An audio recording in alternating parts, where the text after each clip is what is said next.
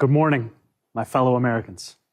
Season after season, year after year, the tides have come in and out of New York Harbor. Long before the name New York had ever been spoken, Lenape dugouts crossed these currents. It was on these waters that tall masts crested the horizon, captained by explorers like Verrazano and Hudson, after whom we've named our bridges and rivers. And ever since, ships full of travelers weary from long journeys have passed through the Narrows, the winds of the Atlantic at their backs. When those passengers lifted their heads to glimpse what lies just beyond the waves, what did they see? They saw land, lush and teeming with life. They saw men waiting at the docks to take them into bondage. They saw tenements rife with squalor. They saw industry rumbling with activity, steam and smoke rising, a city on the move. They saw a towering monument to freedom, her torch glowing worldwide welcome. They saw New York City. They saw America. Tomorrow, our nation marks 250 years since we declared our independence. 250 years of a grand experiment in self-governance, an experiment so audacious that some in 1776 doubted it would last more than a few years, let alone a quarter of a millennium.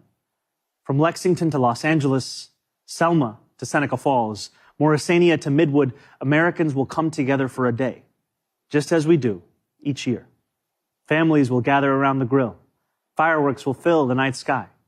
This will be no ordinary day of celebration.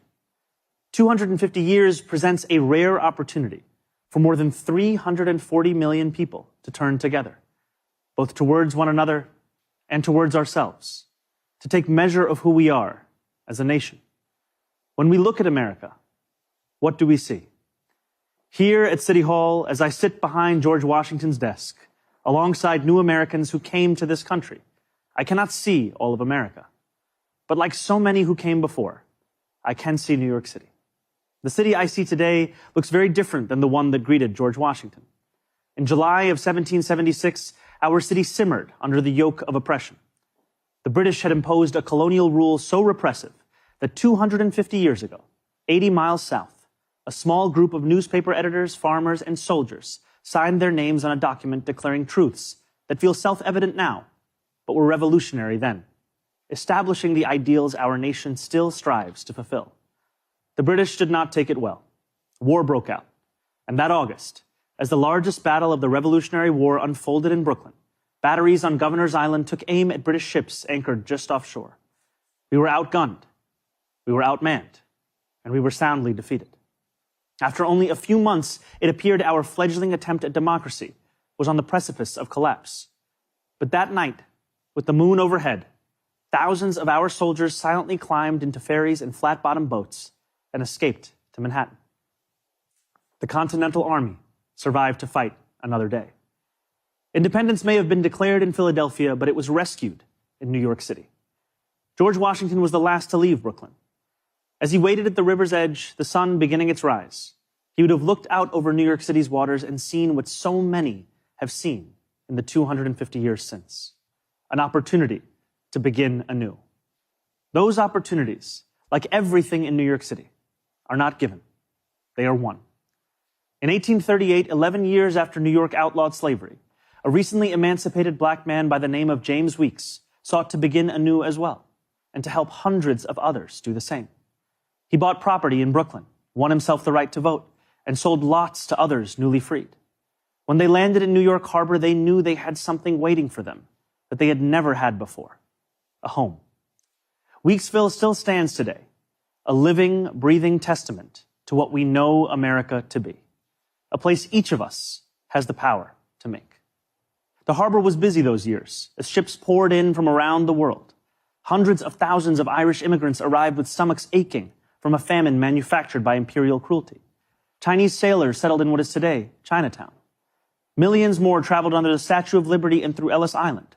Jewish people escaping pogroms, Italians fleeing poverty, Syrians seeking economic opportunity. Each of these new arrivals peered through portholes onto a city that was changing as fast as the nation. They saw merchants peddling their wares on the docks, streets being laid out on a grid, buildings rising into the clouds. They could not yet see the nativism they would face, the jobs they would be refused, the landlords who would not rent to them, and the abject labor and living conditions they would withstand. But no matter how much smog hung over the harbor, they still saw an opportunity to begin anew. Over the years that followed, despite laws enacted by the federal government to bar their entry, despite sweatshop fires that killed hundreds of women, despite riots aimed at their very existence, immigrants made homes here in New York City, and they helped to make New York City. That legacy of every generation of Americans insisting that the right to life, liberty, and the pursuit of happiness extends to them too, is no relic of the past.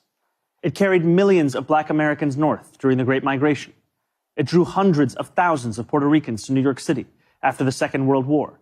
It invited countless others from the West Indies and South Asia and West Africa and across the world. And it is what brought my family to this city when I was 7 years old. My family did not arrive by boat, although we saw the Statue of Liberty from the window of the plane. Even from the air, we could make out the promise of America, the promise of the beautiful patriotic work of rendering America, year after year, a little more faithful to its founding ideals.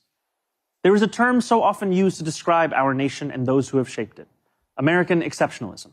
American exceptionalism, the conventional wisdom tells us, makes our freedom a little more free, is how we dug the Erie Canal and irrigated the West, is why children in faraway lands grow up dreaming of one day moving here.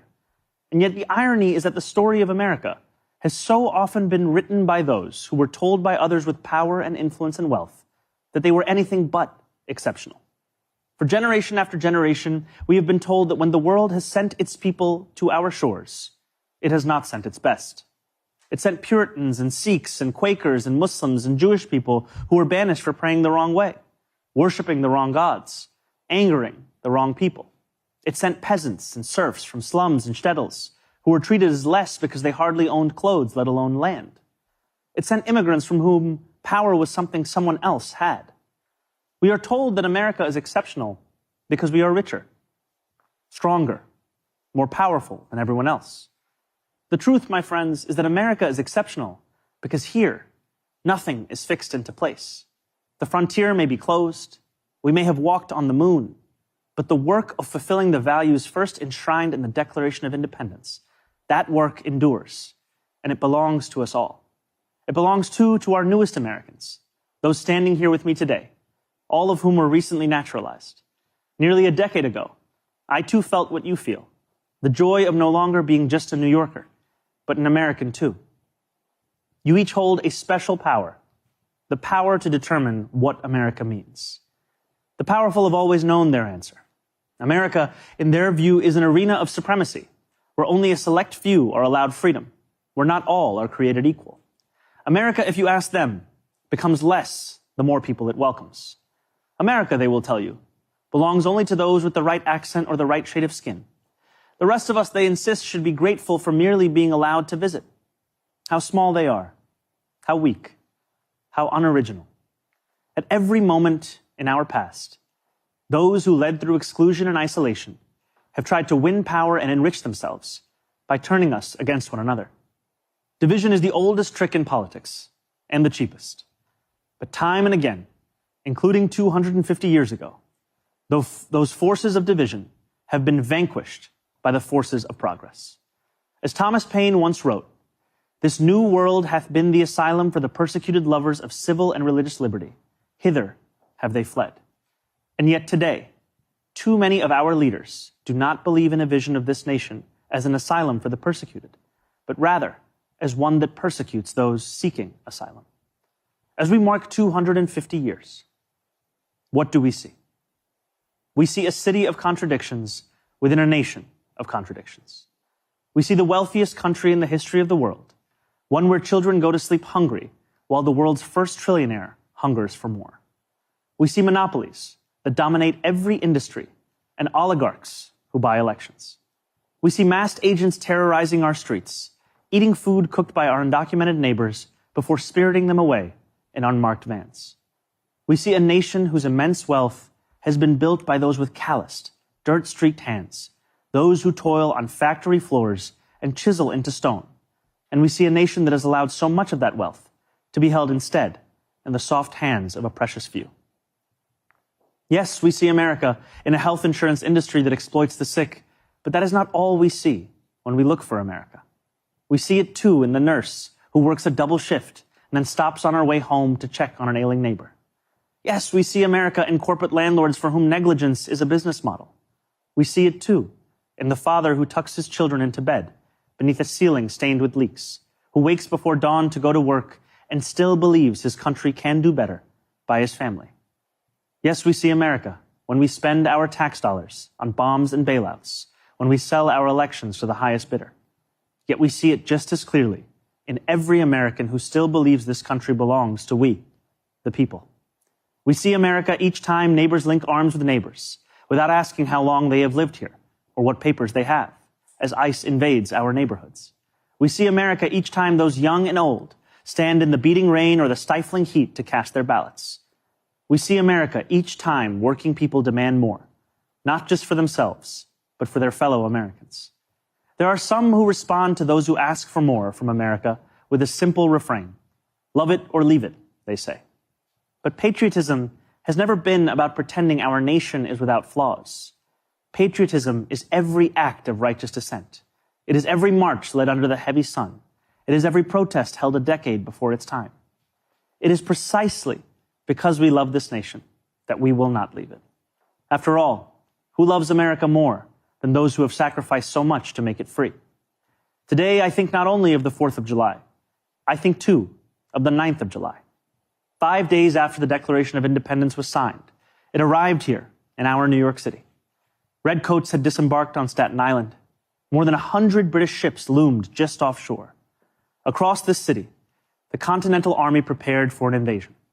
George Washington commanded his brigades to assemble just a few feet from this building. It was known then as the Commons. Today, we call it City Hall Park. There, within range of British guns, Washington ordered his generals to read the Declaration aloud. And with the world's mightiest empire poised to attack, Washington told the people of New York City what we will celebrate tomorrow, that we had declared our independence, that freedom was within reach. That evening, danger loomed. Conflict was not a question, but a certainty. And yet when those early New Yorkers marched toward the statue of King George III that stood in the Bowling Green, a statue they would melt down into bullets for their young army, they walked in unison, grounded not in the pursuit of plunder, but in ideals that for the first time had a name: America. Those ideals upon which our nation was built, they are strong enough to endure any authoritarian regime, but only if we reach for them. Ours is a nation working each day towards the perfection in which it was conceived, a nation striving each day to better itself. Therein lies the work of America, the striving, the bettering, the reaching towards perfection. What a privilege each of us has to live in a nation that every one of its inhabitants can shape.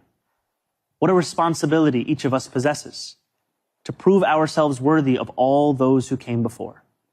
What power each of us holds to bring America ever closer to the greatness so many have seen when they looked upon these shores, the greatness that for 250 years has been America.